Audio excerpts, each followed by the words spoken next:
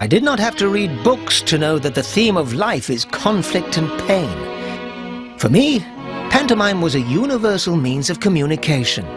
With pantomime, I can say everything, move from farce to pathos, from comedy to tragedy, with much less effort than words would involve.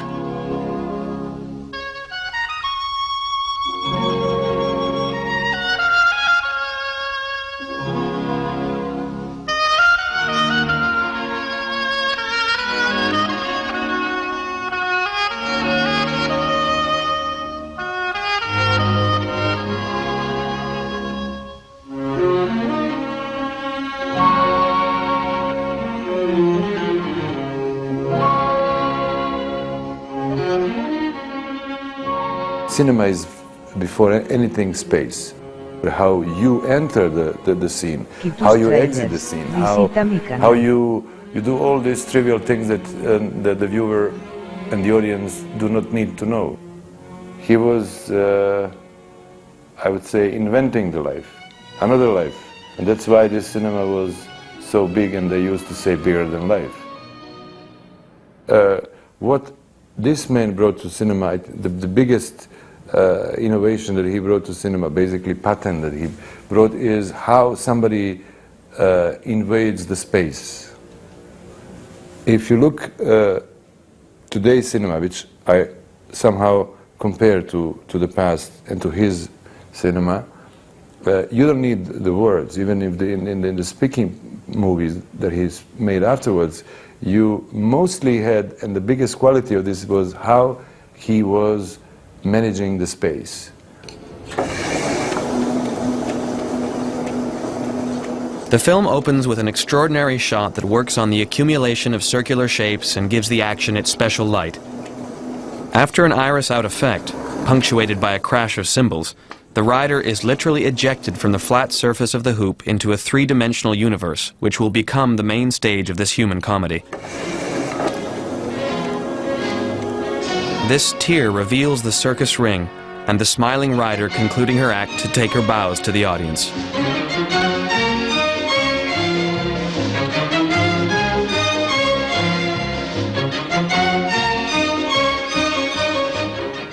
In this extremely concise exposition, Chaplin works towards contrast and brings the scene to an unusually violent climax.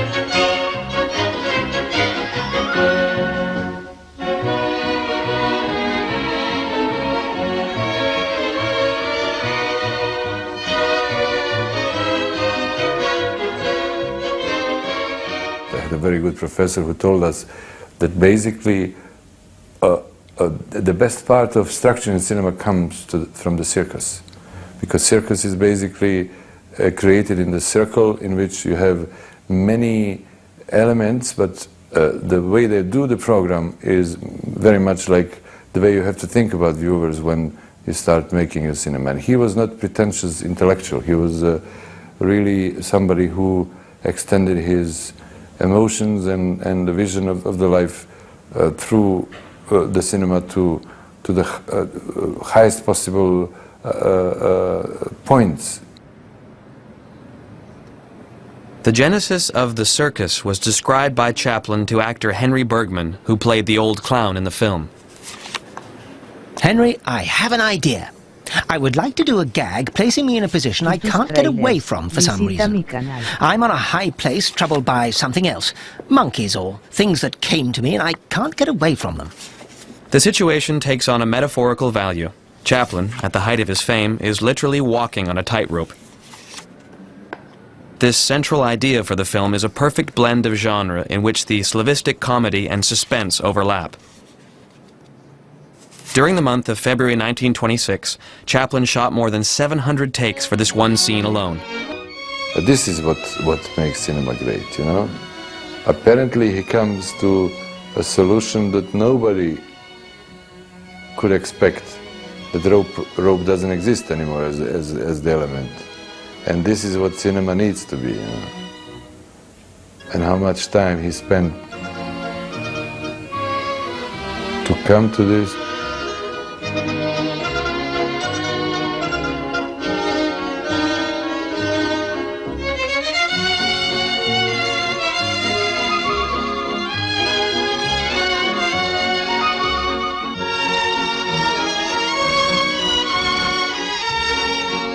This is what right now I'm trying to do. I start playing with one element, but then I find another 5, and then it's endless. And then the movie comes so late that financiers are screaming, silently screaming.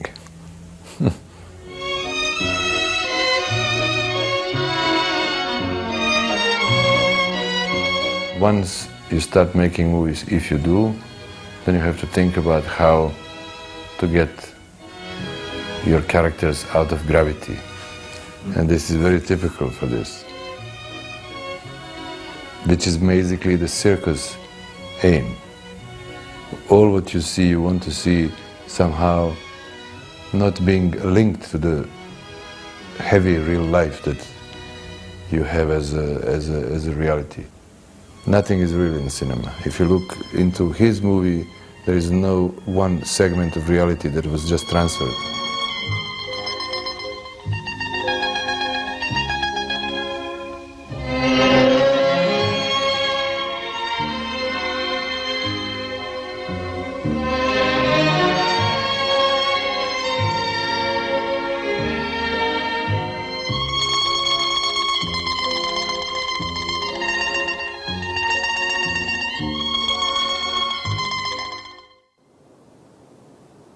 On September 28th, a fire swept through the studio.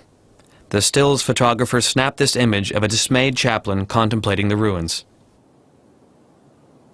As rebuilding would take several weeks, Chaplin quickly had a restaurant set erected. This probably improvised sequence was cut in the final editing. Kevin Brownlow and David Gill reconstituted the montage in their documentary, Unknown Chaplin. The sequence opens with an exterior shot which was filmed after the rebuilding of the sets. The tramp comes to the rider's trailer to invite her out to a restaurant. As he waits for her, he examines a rake which he carelessly throws to the ground.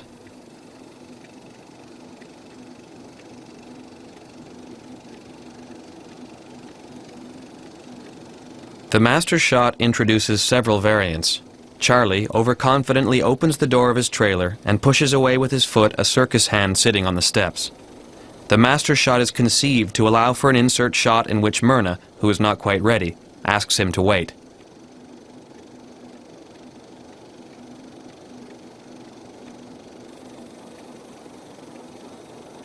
These shots have a lot to teach us.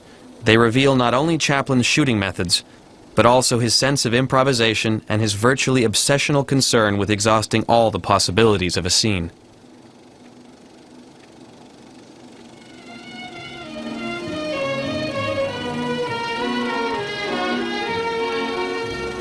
The use of the rake is a perfect example of Chaplin's art.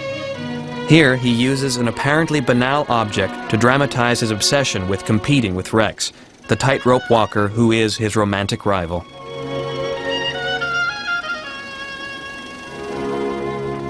This magnificent idea never made it into the completed film. Instead, we have a more conventional but no less effective scene in which Charlie practices the tightrope for an imaginary audience before being surprised by the girl's father.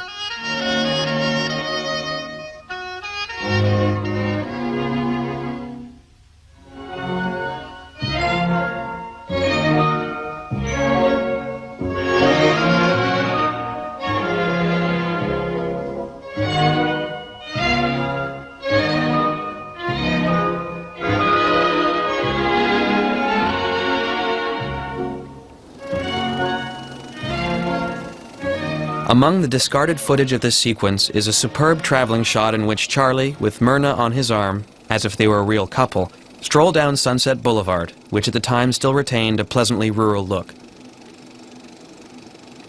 The chance meeting with Rex upsets his plans for an intimate lunch with the girl.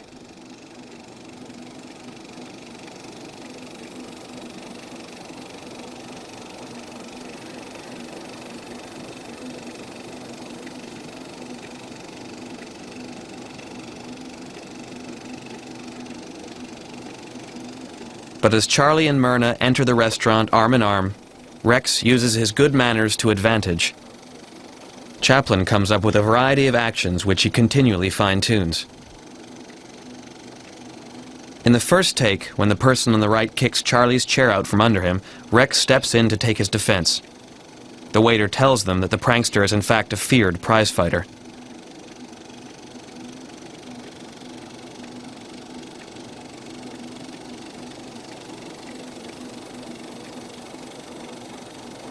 But in the next take, Chaplin has subtly modified the scene. Rex doesn't step in and is more interested in Myrna and the menu the waiter gives them, reinforcing the idea that they are the real couple, while the tramp is showered with pieces of sugar. This purely comic scene ends in a punch-up in which Rex gets the upper hand. In 2 weeks, Chaplin shot several thousand feet of film. He often spoke of his obsession with perfection. Interviewers have asked me how I get ideas for pictures, and to this day I'm not able to answer satisfactorily. Over the years I've discovered that ideas come through an intense desire for them. How does one get ideas? By sheer perseverance to the point of madness. On December 5th, 1926, the production report showed that the shooting was suspended. Chaplin's divorce with Lita Gray had become a waking nightmare. Women's associations had launched a campaign calling for the boycotting of Chaplin's films.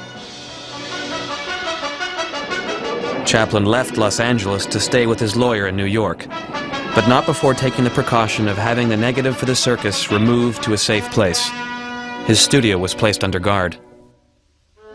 It was 6 months later, in October 1927, that Chaplin would shoot the final exteriors in Glendale.